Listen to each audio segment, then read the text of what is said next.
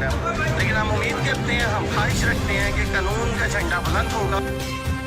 खबर देंगे आपको खानेवाल से, जहां खानेवाल में दिन दिहाड़े कत्ल गुज़श्ता रोज चक नंबर 1031 के रिहायशी चौधरी असगर हरदिल अजीज शख्सियत थे, जो मसीही बरादरी के सरगर्म समाजी कारकुन भी थे। खानेवाल से आपको अपडेट किया जा रहा है, जहां मसीही बरादरी के लोगों को हर वक्त मुश्किल में साथ देने वाले शख्स थे, जो आज इस दुनिया में नहीं रहे। वो अपने गांव से खानेवाल जा रहे थे, पीरवाल के करीब पहुंचे तो पीछे से मोटरसाइकिल पर सवार अजीजुर रहमान और इकबाल उर्फ बाला ने पिस्टल से फायर किया, जो मास्टर असगर के कान पर लगा, जो मौका पर ही जाँ बहक हो गए। थाना सदर खानेवाल ने मुकदमा दर्ज करके मुलजिमान की गिरफ्तारी के लिए छापे मारने शुरू कर दिए हैं, जो मकामी पुलिस ने यकीन दिलाया कि मुलजिमान को फौरी गिरफ्तार कर लिया जाएगा।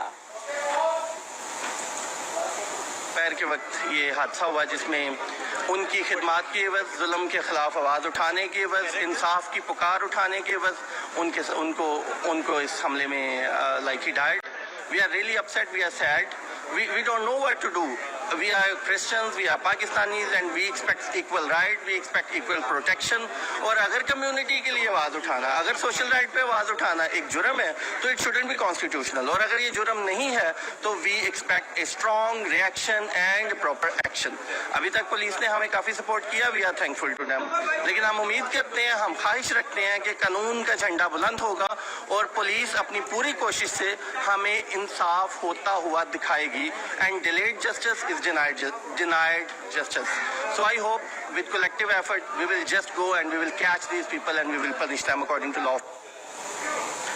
चमन का रुख करते हैं, लेकिन हम उम्मीद करते हैं, हम ख्वाहिश रखते हैं कि कानून का झंडा बुलंद होगा।